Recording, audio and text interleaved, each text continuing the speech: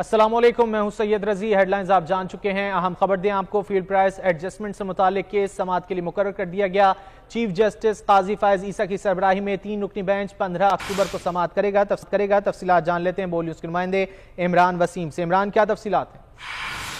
जी बिल्कुल, ये कोई 1100 से ज्यादा दरखास्तें हैं जो फ्यूल प्राइस एडजस्टमेंट के खिलाफ जो है वो जो फैसला लाहौर हाई कोर्ट का था उसके खिलाफ अपीलें सुप्रीम कोर्ट में दायर की गई थी।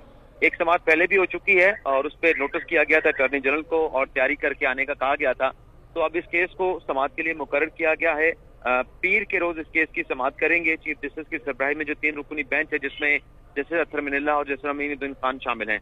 अटॉर्नी जनरल और मुतल्लिका फ्रीकैन के वकला को भी रजिस्ट्रार ऑफिस यानी से नोटिस जारी कर दिए गए।